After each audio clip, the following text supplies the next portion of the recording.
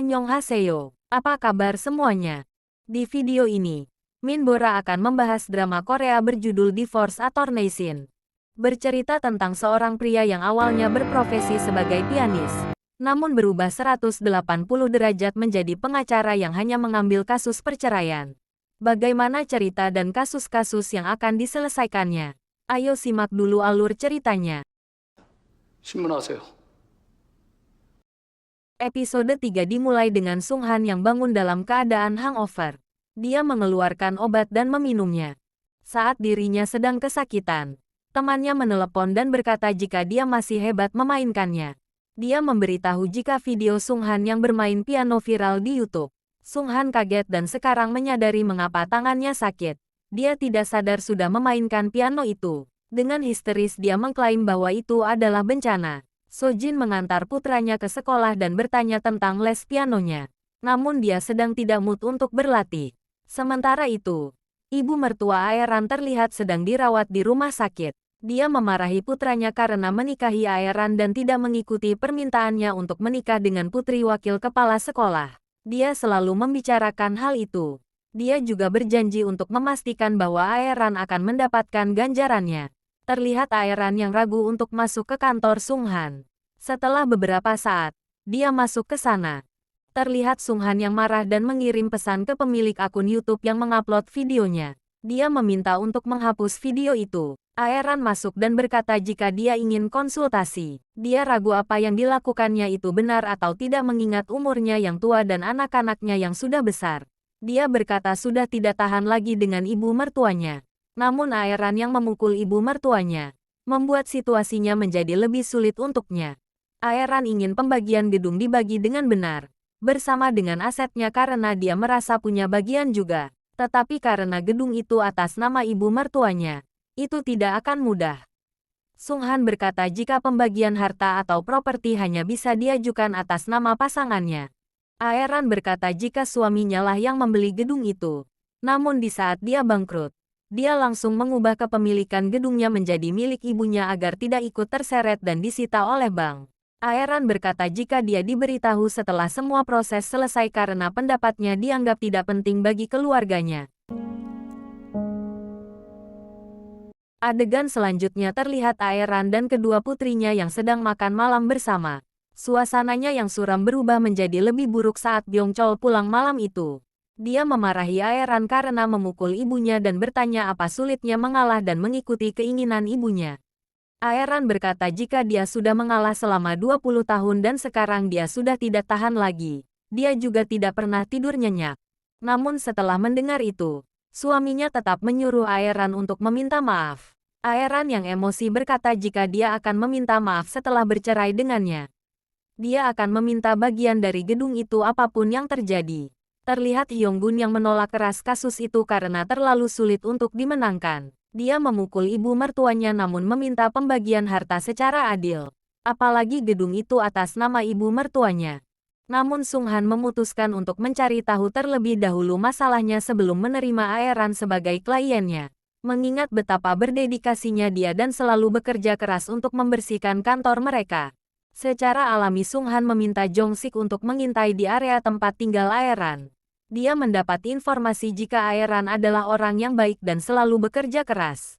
Namun dia dianggap oleh ibu mertuanya sebagai asisten rumah tangga, bukan menantu. Semua orang yang tinggal di daerah itu sudah mengetahuinya. Kemudian dia melaporkan fakta itu kepada Sung Han. Selanjutnya terlihat Sung Han yang mencoba berbicara kepada Aeran saat dia sedang mengepel. Dia berkata jika mereka butuh bukti yang menyatakan Aeran mendapatkan kekerasan verbal, seperti buku harian. Namun Aeran berkata jika dia tidak mempunyai waktu untuk menulis itu. Sung Han juga berkata jika mereka membutuhkan akta notaris antara suami dan ibu mertuanya. Namun Aeran berkata bahwa bukti itu dibawa oleh ibu mertuanya. Dia akan berusaha untuk mendapatkannya. Hyung-gun terlihat sedang duduk di kafe bersama istrinya, Ji-un. Mereka terlihat sedang mempunyai masalah yang serius. Ji-un bertanya kapan Hyung-gun akan menceraikannya dan menandatangani surat-suratnya. Dia berkata jika sudah tinggal dengan pria lain. Namun Hyung-gun masih percaya jika istrinya akan kembali padanya. Malam itu Sung Han terlihat sedang melakukan video call dengan anak kecil yang minggu depan akan menginap di rumahnya. Sepertinya anak itu adalah keponakannya karena dia memanggilnya sebagai paman. Sung Han juga memutuskan untuk mengirim pesan lagi kepada orang yang mengunggah videonya. Orang itu menolak untuk melakukannya dan menjuluki Sung Han sebagai piano man. Dia juga mengabaikan ancaman Sung Han yang berkata jika dia bekerja di bidang hukum. Keesokan harinya, Sojin terlihat muncul di kantor hukum Sung Han. Dia meminta pekerjaan kepadanya karena membutuhkan bukti kerja agar hak asuh anaknya tidak beralih ke mantan suaminya. Dia menunjukkan kemampuannya saat membetulkan pintu ruangan Sung Han yang selalu macet saat dibuka. Semua orang yang melihat itu sangat terkejut dan senang. Dia juga berkata bisa melakukan apapun seperti yang baru saja dia lakukan. Namun suasana hati yang baik itu terganti dengan kemunculan Park Hyo-sok. Dia takjub karena Sung Han bisa menjadi pengacara sungguhan. Dia berkata kepada Sung Han jika manusia harus memikirkan masa depan untuk bisa hidup lebih baik dan jangan terpaku dengan masa lalu. Dia memperingatkan Sung Han untuk tidak menemui Giyong atau keponakannya selama sebulan sekali seperti yang biasa dia lakukan. Ibu tirinya mencoba untuk mencegah hubungan mereka agar tetap terjalin. Sung Han berkata jika Yosok yang dulunya sebagai pengacara adiknya melakukan pembelaan yang sangat buruk. Dia berkhianat dan menerima uang dari pihak lawan. Dia bahkan menjadi partner di firma hukum ibu tirinya Giyong. Sung Han berkata, jika orang biasa sepertinya yang hanya bermain piano bisa lulus ujian dan menjadi pengacara itu berkat Yosok yang memotivasinya. Dia sangat marah karena ingin menyelidiki dan mencari tahu kebenaran di balik perceraian adiknya. Yosok meninggalkan kantor itu dan berbicara dengan salah satu bawahannya. Ternyata dia adalah orang yang mengupload videonya Sung Han. Yosok menugaskannya untuk menyelidiki gugatan cerai yang sedang dipersiapkan oleh Sung Han. Selanjutnya terlihat Aeran yang mengendap-endap untuk masuk ke rumah ibu mertuanya. Dia berusaha untuk mencari bukti dan dokumen tentang gedung yang diganti kepemilikannya. Namun suaminya masuk ke rumah itu setelah diusir oleh ibunya dari rumah sakit. Dia memergoki istrinya dan berkata jika hal yang sedang dicarinya itu tidak ada. Di malam yang sama, terlihat Sung Han yang bermimpi buruk tentang wanita bernama Ju Hua. Awalnya dia sedang bermain piano dengan Sung Han, namun berubah menjadi adegan kecelakaan yang sebelumnya pernah terlihat. Dia bangun sambil menangis dengan rasa bersalah yang menghantuinya. Episode ketiga pun selesai. Episode keempat dimulai dengan Sung Han yang muncul di kantornya dan menemukan Sojin di sana. Dia meminta maaf atas sikapnya yang kurang ajar karena melamar pekerjaan padanya. Dia pikir orang-orang akan mengenalinya. Bahkan dia juga kesulitan untuk bekerja paruh waktu. Saat Sojin akan pergi, terlihat beberapa orang yang sedang mengantri untuk berkonsultasi di sana. Tiba-tiba kantor menjadi ramai. Sung Han yang kebingungan meminta Hyunggun dan Sojin untuk melayani mereka sementara dia akan keluar untuk menemui Aeran. Terlihat Choi Jun yang datang ke kantor Sung Han. Dia penasaran kepada Sung Han karena Yosok sangat memperhatikannya. Saat dia melihat Sung Han yang keluar dari kantornya, dia langsung membututinya dan menemukan fakta jika Sung Han sedang menangani kasus cerainya Aeran. Dia kembali ke kantornya dan melaporkan informasi itu kepada Yosok. Dia diminta untuk membela suaminya Aeran setelah Yosok mendengar info itu. Selanjutnya terlihat Aeran yang sedang berbicara dengan Sung Han. Dia bercerita tentang bukti dan dokumen yang tidak bisa dia dapatkan karena ketahuan oleh suaminya. Dia sangat sedih dan marah karena suaminya tidak pernah membelanya dan selalu memihak ibunya. Lebih buruk lagi, ibu mertuanya akan menuntut dan mengajukan tuntutan atas penyerangan yang dilakukannya. Sung Han memutuskan untuk membalas tuntutan itu atas pencemaran nama baik setelah mendengar Aeran yang telah mengkonsumsi obat antidepresi selama 3 tahun. Aeran diminta untuk berbohong dengan berkata bahwa dia tidak memukul ibu mertuanya. Dia jatuh sendiri karena kehilangan keseimbangan saat mendorongnya. Adegan selanjutnya terlihat Sung Han, Hyunggun, dan Jong Sik yang sedang berkemah. Sepertinya mereka sering melakukan aktivitas itu bersama karena mereka terlihat sangat terampil melakukan tugasnya masing-masing. Setelah itu Sung Han bercerita jika dia bermimpi tentang Ju Hua. Kilas balik terlihat saat Hyunggun dan Jong Sik yang menemani Sung Han saat sedang berada di rumah dukanya Ju Hua. Dia melihat suami adiknya yang datang untuk melayat. Dia menanyakan keberadaan Giyong, keponakannya.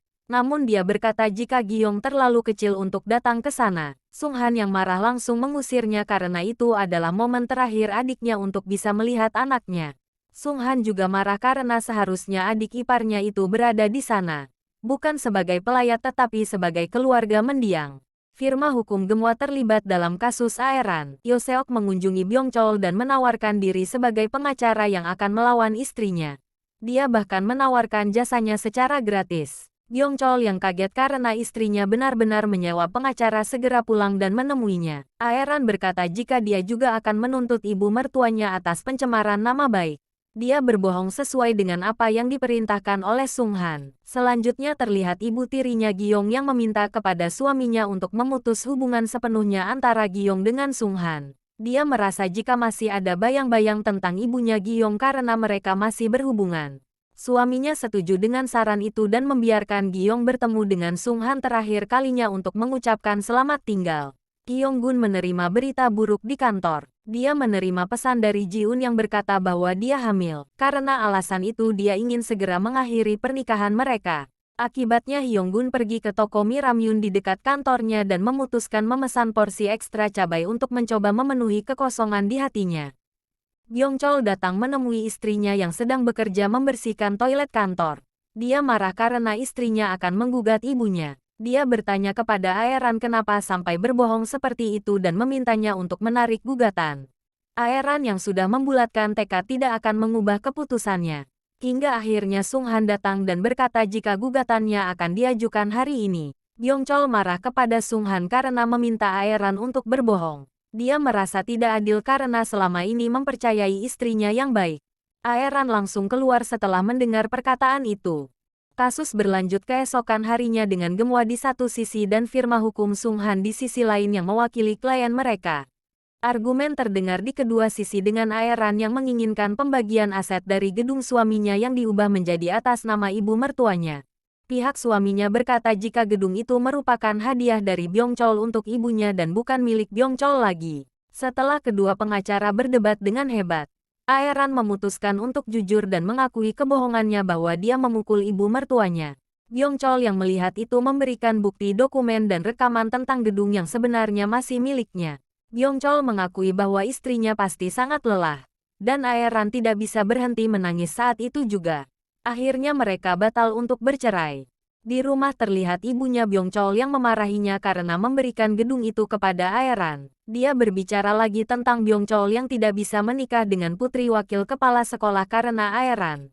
Byongchol langsung memotong ucapannya dan berkata jika orang itu tidak mau menikah dengannya. Dia menolak untuk menikahinya karena Byongchol akan hidup dengan ibunya setelah mereka menikah. Ibunya yang mendengar itu langsung terkejut dan berkata kenapa dia harus menjadi beban untuknya. Seharusnya dia tetap menikahi orang itu. Namun Byongchol berkata jika dia tidak tega dengan ibunya yang selalu bekerja keras untuknya. Dia takut hati ibunya akan hancur saat ibunya bertanya kenapa dia tidak berkata hal itu sedari awal. Byongchol dan ibunya datang ke rumah saat Aeran menyiapkan makanan. Dia khawatir karena ibu mertuanya selalu makan makanan rumah sakit sejak kemarin. Kemudian Aeran berlutut dan memohon pengampunan. Dia meminta maaf karena telah memukulnya. Ibu mertuanya menunjukkan kerendahan hati dan berterima kasih kepada Aeran atas makanannya.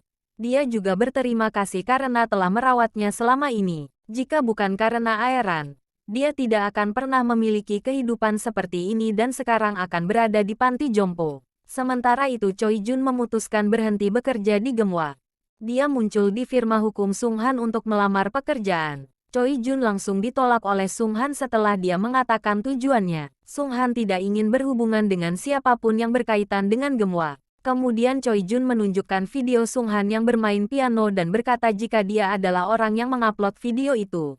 Dia berjanji akan menghapus videonya. Episode keempat pun selesai.